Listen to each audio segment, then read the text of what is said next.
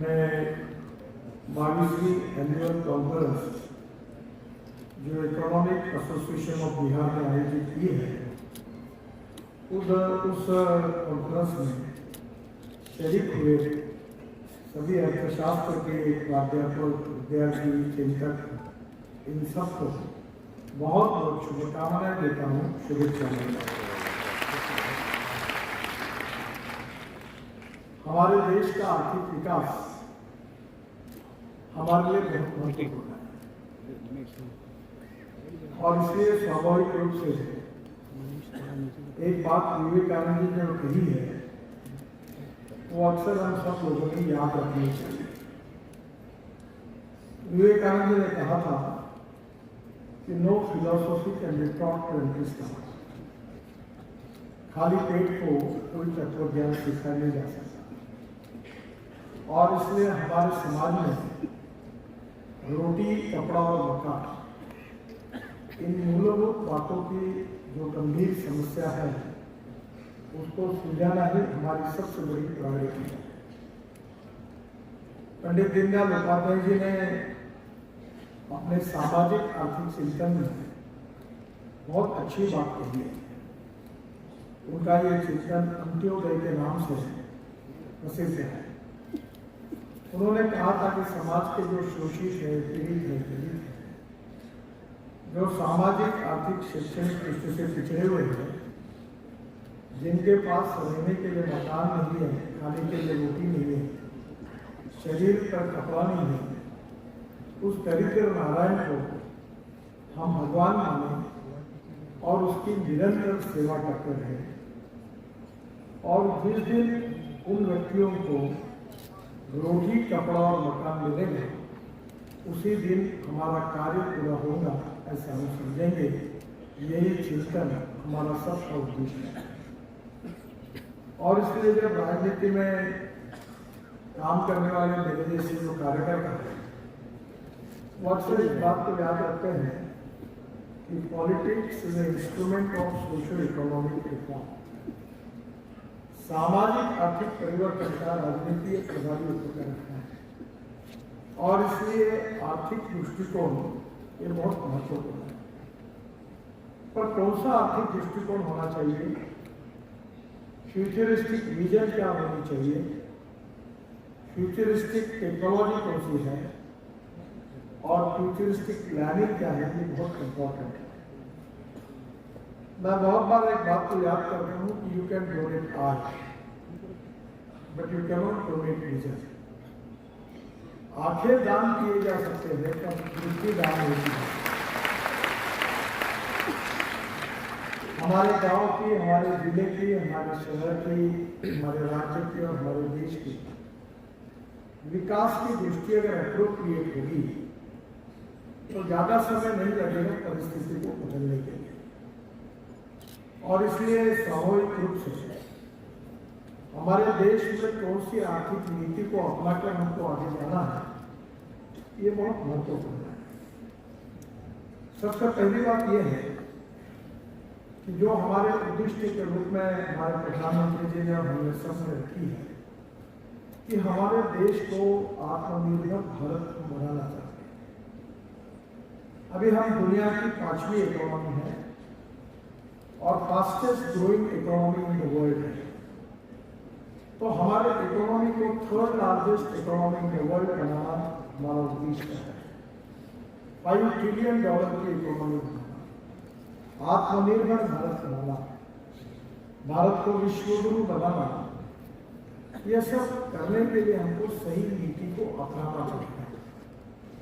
और वो सही नीति क्या होगी और उसका क्रियान्वयन कैसा होगा, यह स्वाभाविक रूप से उसकी सोच रखते हुए भविष्य की योजना बनानी होगी।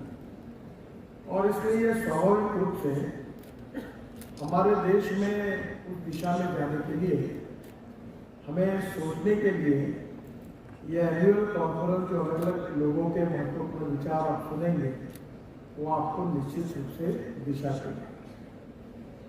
हमारे देश में विचार भिन्नता ये कभी नहीं है।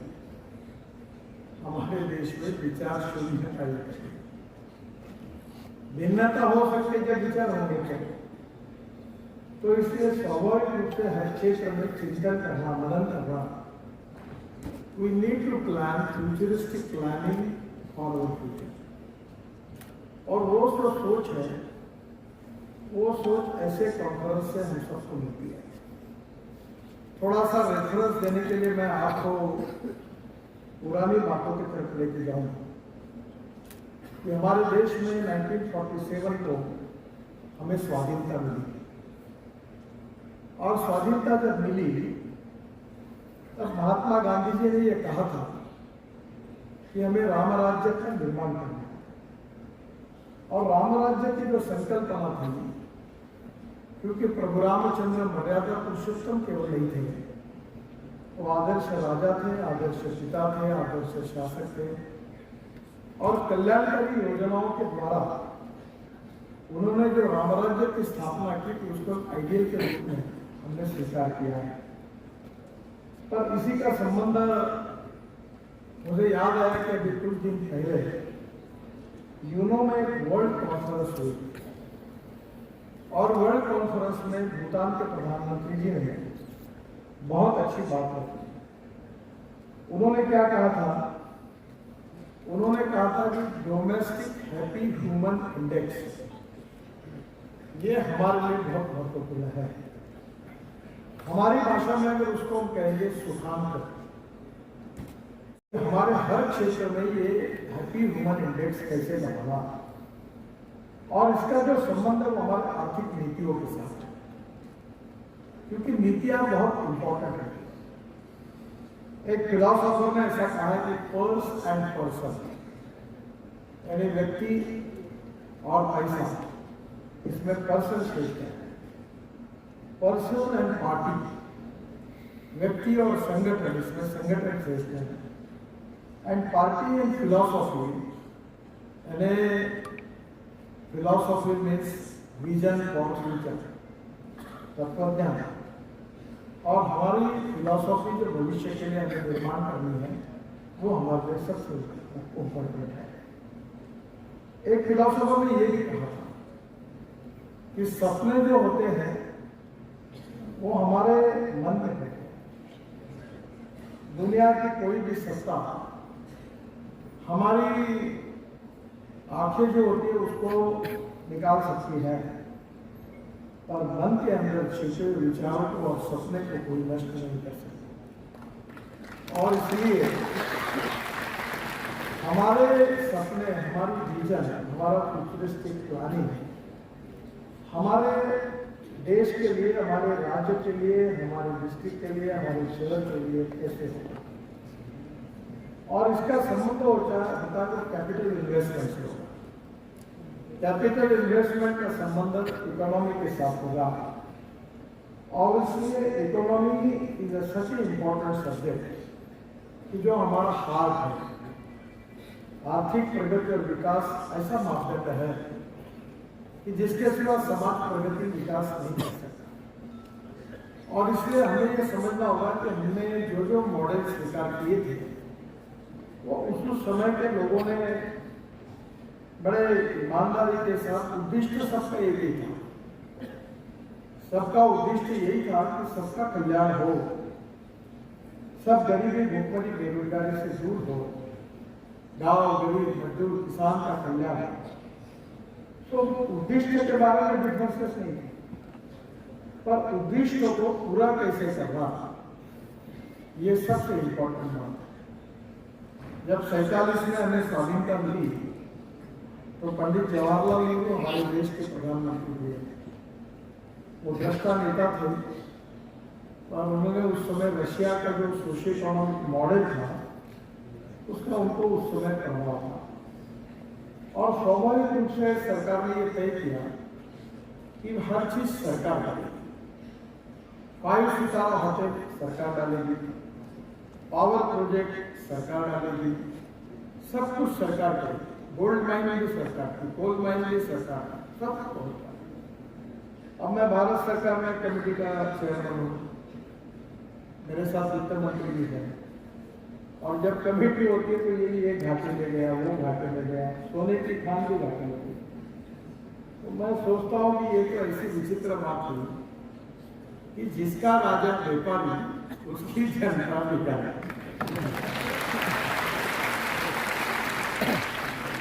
सरकार ने तो भी व्यापार नहीं करना। Government is only suppose to frame the policy. धोरण और नीतियां बनाना सरकार का काम है, हॉटेल चलाना सरकार का काम है।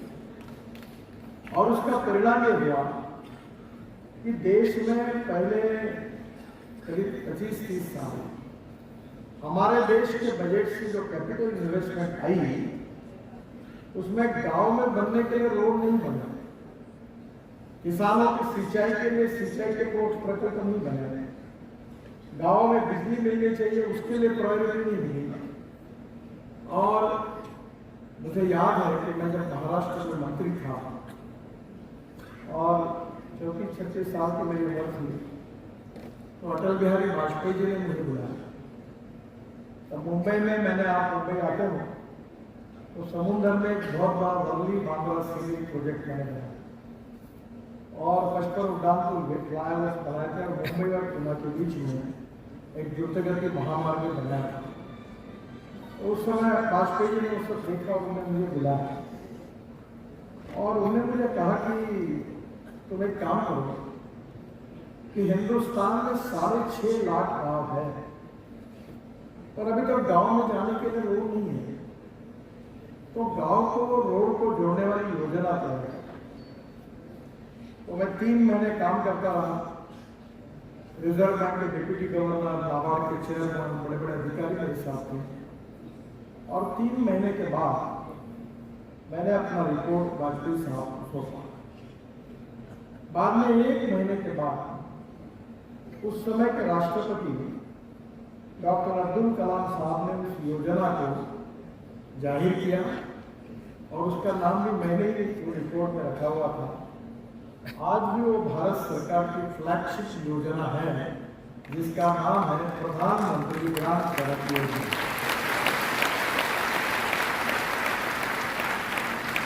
और उस योजना के रिपोर्ट में ये लिखा गया था और मैंने गवर्नमेंट के रिपोर्ट के बाद भी बड़ा लिखा था कि गांव की स्थिति अच्छी नहीं है। गांव में स्कूल की बिल्डिंग है तो टीचर नहीं है, टीचर है तो बिल्डिंग नहीं है, दोनों है तो विद्यार्थी नहीं है, तीनों है तो पढ़ाई नहीं है। 3-3 महीने गांव के बच्चे बाढ़ के कारण स्कूल में नहीं जाते। गांव में हॉस्पिटल है, बिल्डिंग है तो डॉक्टर नहीं, डॉक्टर है तो बिल्डिंग नहीं, दोनों है तो नर्स नहीं, तीनों है तो दवाई। वेटरनरी हॉस्पिटल के बारे में तो बोलने की स्थिति नहीं थी उसमें। और इसलिए मैंने एक पंडित जी का रशियन मॉडल था जो सोशलिज्म और कम्युनिस्ट विचारधारा से प्रभावित था, फिर दूसरा था वो कम्युनिस्ट विचारधारा का मॉडल था दुनिया के मजदूरों को, वो वर्ग विग्रह के आधार पर मजदूरों का शोषण और इस बात को लेकर वर्ग विग्रह की बात करते थे। फिर तीसरा जो था समाजवादी था और उसमें भी बड़े बड़े नेता थे। पर आज जब आप देखिए 1947 के बाद आज 75 साल हुए हैं, 75 साल में क्या परिणाम हुआ? तो जो पंडित जी का सोशो कम्युनिस्ट मॉडल था वो भी समाप्त हो गया। समाजवादी पार्टी और समाजवादी विचार भी लगभग समाप्ति के कगार पर खड़ा है और कम्युनिस्ट विचारधारा चाइना और रशिया में भी समाप्त है। एक हंगेरी करके राष्ट्र, मैं वहां गया था, वहां पे गार्डन लगे और बुडापेस्ट करके उनके कैपिटल का नाम है। और वहां जाने के बाद जब मुझे पता चला एक बगीचे में एक कोने में 15-20 पत्थर की बड़ी बड़ी मूर्तियां रखी हुई थी, तो मैंने स्वाभाविक रूप से हमारे अम्बेसडर से पूछा ये क्या है? तो उन्होंने कहा ये लेनिन, मार्क्स, स्टालिन सबकी प्रतिमा है। या रिवॉल्यूशन हुआ और लोगों ने जो चौक पे रखी हुई प्रतिमा थी उनको तोड़ दिया, तब सरकार ने उस मूर्तियों को लाकर एक कोने में रखा। यानी कम्युनिस्ट विचारधारा लगभग आज उन्होंने विचार को छोड़ दिया। मैं जब भारतीय जनता पार्टी का अध्यक्ष था तो चाइना के प्रेसिडेंट ऑफ कम्युनिस्ट पार्टी ने हमें आमंत्रित किया। मैं एक डेलीगेशन लेकर चाइना गया था। तो चाइना में जैसे हम उतरे तो शंघाई करके शहर और बड़ी बड़ी बिल्डिंगें बन रही थी, मार्केट बन रहे थे। तो मैंने उनको प्रश्न पूछा कि पैसे कहाँ से आए।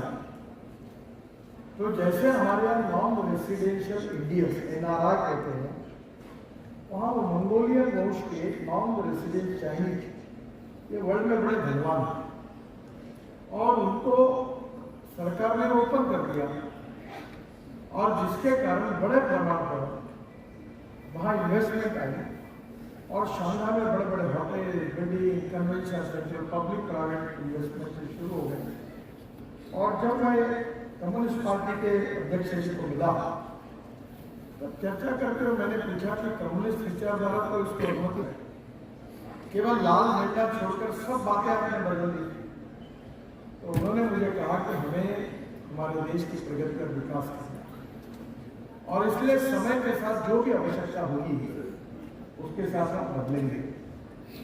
सो there is nothing is rigid in economics. जो कल था वो आज नहीं, आज है वो कल नहीं।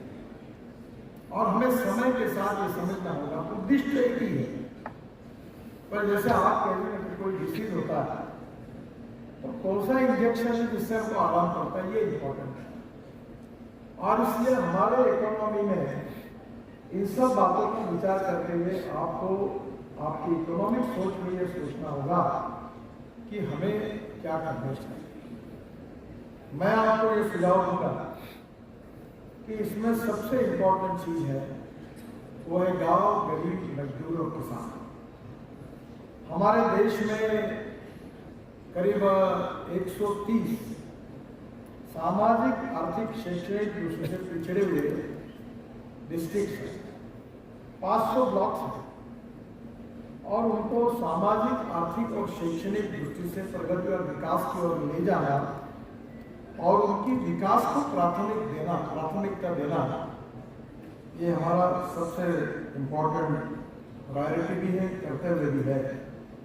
और इसलिए मैं आपको ये बताऊंगा कि अभी आप देखिए कि हमारे देश की इकोनॉमिक ग्रोथ को हम कैसे डिजाइन करते हैं। हमारे देश में सबसे इम्पोर्टेंट चीज है कि हमारे ग्रोथ की GDP ग्रोथ के 3 इम्पोर्टेंट सेक्टर है। पहला सेक्टर है इंडस्ट्री एंड मैन्युफैक्चरिंग सेक्टर, जिसमें देश में 22 से 24% हमारी ग्रोथ हमारे इनकम है। फिर से आपको बता दो, ये बात आप जरूर याद रखिए, innovation, entrepreneurship, science, technology, research, skill and successful practices, we name it as knowledge and conversion of knowledge into wealth in the future। अभी जिसे साहब बता रहे थे कि आर्टिफिशियल इंटेलिजेंस का बिहार में पहली बार आपने शुरुआत करी है और मैं ये मानता हूँ कि information technology and bio technology in the future और हमारा भविष्य उसके साथ जुड़ा हुआ है। मैं इतना विद्वान नहीं हूँ कि मैं जब 75 में विद्यार्थी था और उसी 25 दिसंबर में इधर से लगी तो मैं 11वीं में पढ़ रहा था। तो उस समय में एक्टिविस्ट के रूप में जयप्रकाश जी के आह्वान पर उसी आंदोलन में जुड़ गया। तो मेरा बहुत बड़ा नुकसान हुआ क्योंकि 11वीं की परीक्षा जब हुई तब मुझे 52% मार्क्स मिले, जबकि पहले मेरे को फर्स्ट क्लास मिलता था क्योंकि मेरा ध्यान उस समय भलते ही था। और जब मैं मेरे घर में मेरे माता पिता बड़ी बहनों की इच्छा से मैं इंजीनियर था, पर इंजीनियरिंग को एडमिशन थी, मिनिमम क्वालिफिकेशन था कि 50% से ज़्यादा साइंस ग्रुप में मार्क होने चाहिए तो इंजीनियरिंग एडमिशन के लिए आप क्वालिफाई हो। अब मुझे दुर्भाग्य ऐसा कि मुझे 49.26% मिले तो मैं डिस्क्वालीफाई हो गया और मैं इंजीनियरिंग कॉलेज को मुझे एडमिशन नहीं मिली थी। अब मुझे 9 डॉक्टरेट डिलीट्स मिली, 9 डॉक्टर और उसमें से 5 डॉक्टरेट डिलीट्स मिली एग्रीकल्चर साइंस, कृषि विज्ञान में। सब लोग तो मुझे रोड की नहीं जाते, और मैं किसानों में काम करता हूँ, क्योंकि मेरे क्षेत्र में 10,000 किसानों ने आत्महत्या की। तो मैंने ये तय किया कि मैं अपने जीवन में ये आत्महत्या को रोकने के लिए काम करूँगा। तो मैं अभी हमारे डिपार्टमेंट में 7 वर्ल्ड रिकॉर्ड हुए, 7 वर्ल्ड रिकॉर्ड, टनेज बने, रोड बने, ब्रिजेज बने, हाईवे बने, 50 लाख करोड़ के काम मैं अभी तक कर चुका हूँ। तो मुझे जब बड़े अधिकारी हमारे इंजीनियर से उनके गलत फहमी है कि मैं इंजीनियरिंग का एक्सपर्ट हूँ, तो उनको लगता है कि ये टेक्निकल क्वेश्चन सब पूछेंगे। और अभी तो मैंने तय कर दिया कि मुझे कितने कॉन्ट्रैक्टर को ब्लैक लिस्टेड करना और कितने लोगों को सर्विस से निकालना, इसका भी मुझे रिकॉर्ड बनाना, जो अनप्रोडक्टिव है उनको हटाना। तो मैं अभी आपको बताता हूँ कि नॉलेज और लाइफ में सक्सेस का कोई संबंध नहीं। मेरे साथ मेरा एक दोस्त, वो लॉ में ऐसे ही निकल पकड़ के बेचारा लॉ बना, और आज वो हिंदुस्तान के मशहूर 10 एडवोकेट में है, और जो बहुत मेरिट में आया था उसकी प्रैक्टिस नहीं देखी। तो नॉलेज को हासिल करना और प्रैक्टिस में सक्सेसफुल होना दोनों एक नहीं है। और इसलिए सबसे इंपॉर्टेंट चीज है कि एजुकेशन बहुत जरूरी है, but we need to understand the spirit behind education, which एक बहुत अच्छी बात हुई थी। मैं आज मुझे जल्दी ही निकलना है, मैं यूनिवर्सिटी के कार्यक्रम के लिए आया था अगर यूनिवर्सिटी में, यहाँ कुछ NHI के भी कार्यक्रमों का आयोजन किया।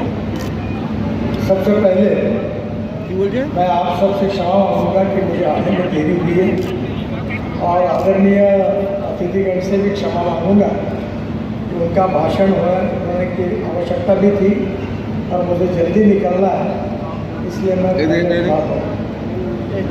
बिहार में हमने रास्ते निर्माण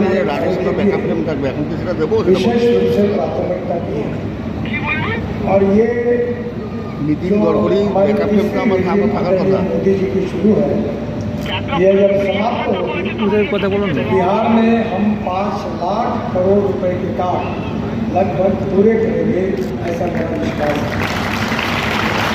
और इस कामों के कारण पूरे बिहार की तस्वीर निश्चित रूप से बदलेगी, ये भी मेरा विश्वास है। आज के इस कार्यक्रम में आदरणीय विजय कुमार सिन्हा जी ने मुझे कुछ मांगे की थी। एक मोकामा से मुंगेर मार्ग का फ्लोर लेनिंग, जो धार्मिक स्थल अशोक धाम और बहरिया के बीच में स्पर बनाने के बारे में उन्होंने मांग की थी। मैं इसकी घोषणा करता हूँ। ये 90 किलोमीटर का करीब 5,100 करोड़ रुपए का कार्य हमने एनुअल प्लान में ले लिया है, और सिन्हा जी की मांग पर पश्चिम चंपारण में बेतिया के पास 2,500 करोड़ की लागत से गंडक नदी पर 11 किलोमीटर 4 लेन ब्रिज तथा 19 किलोमीटर अप्रोच रोड चलाने को भी मैं मंजूरी घोषित करता हूँ। बिहार में NH पर 1250 करोड़ की लागत से हम 11 रेलवे ओवरब्रिज बनाने की भी घोषणा करता हूँ। इसमें गया डिवीजन में 3 ROD है, जहानाबाद, विक्रमगंज, डोमरा, बाद में भागलपुर, नवादा, मधुबनी, कटिहार, मुंगेर, चंपारण, इन सब शहरों में हम लोग ROD बनाने के काम को मंजूरी दी, ऐसी घोषणा करता हूँ। पटना को ट्रैफिक जाम से मुक्त कराने के लिए NH 139 पर 1,000 करोड़ की लागत से 9 किलोमीटर लंबा अनीसाबाद से एम्स एलिवेटेड रोड को अभी मंजूरी मैं देता हूँ, वो भी काम जल्दी शुरू हो जाएगा। बोध गया के रोमुहन से डोभी तक 140 करोड़ की लागत से 30 किलोमीटर सर्विस रोड बनाने के कार्य को भी मैं मंजूरी की घोषणा करता हूँ। दोनों तरफ 15-15 किलोमीटर सर्विस रोड बनने से स्थानिक लोगों का लाभ होगा। रामनगर से कच्ची दरगाह तक 1113 करोड़ की लागत से 14 किलोमीटर 6 लेन ग्रीनफील्ड रोड की भी मैं घोषणा करता हूँ। अमस दरभंगा कॉरिडोर को पटना रिंग रोड को भी अपग्रेड करेंगे। आदरणीय सुशील सिंह जी पूर्व एमपी की मांग पर पटना से औरैया मार्ग जो है ये भी मैं इसकी भी मंजूरी की घोषणा करता हूँ।